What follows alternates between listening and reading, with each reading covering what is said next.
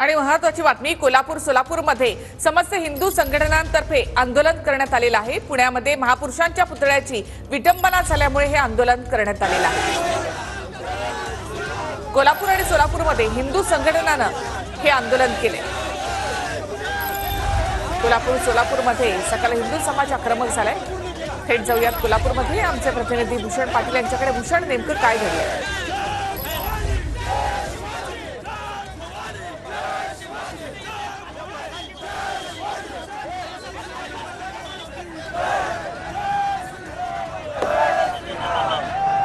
पुण्यामध्ये महापुरुषांच्या पुतळ्याची विटंबना झाल्यामुळे हिंदू संघटनांकडून हे आंदोलन करण्यात आलेलं आहे। कोल्हापूर, सोलापूर आणि नाशिक या ठिकाणी हे आंदोलन छेडण्यात आलंय। सकल हिंदू संघटनांनी हे आंदोलन केलं आहे।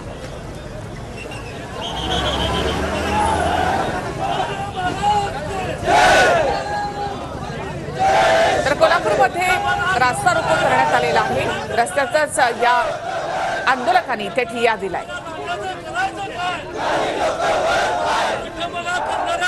कोल्हापूर, सोलापूर आणि नाशिक या ठिकाणी सकल हिंदू संघटनांकडून हे आंदोलन करण्यात आलं। तर थेट दृश्य आपण पाहतो नाशिक, सोलापूर आणि कोल्हापूर या ठिकाणची। सोलापूरमध्ये देखील बंदोबस्त वाढवण्यात आलेला आहे। तर नाशिक, सोलापूर, कोल्हापूर या ठिकाणी रास्ता रोको आंदोलन करण्यात आलेलं आहे। कोल्हापूरमध्ये रस्त्यातच आंदोलकांनी ठिय्या दिलाय।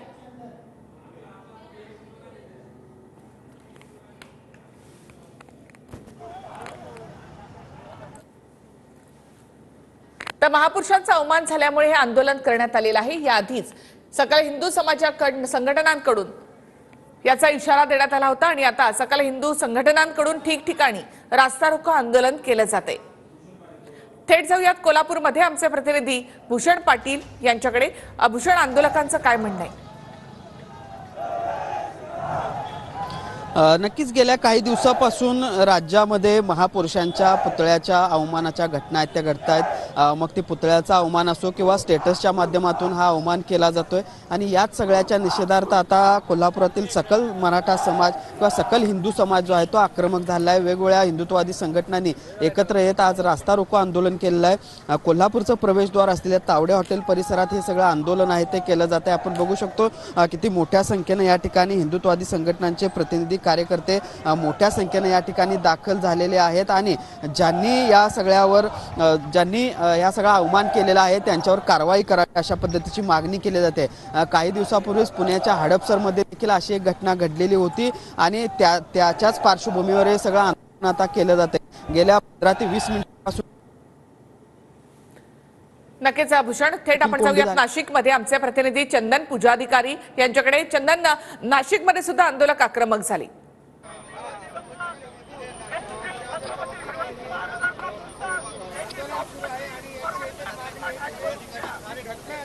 चंदन, नाशिकमध्ये सुद्धा आपण पाहतोय की नाशिकमध्ये देखील हे आंदोलन करण्यात आलेलं आहे।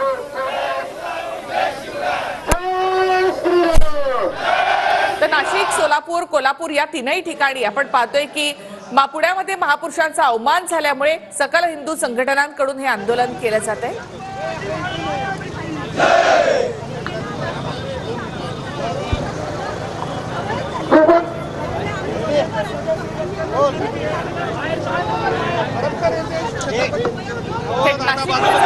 प्रतिनिधी चंदन पूजाधिकारी यांच्याकडे। चंदन, नाशिकमध्ये देखील मोठ्या प्रमाणात आंदोलन।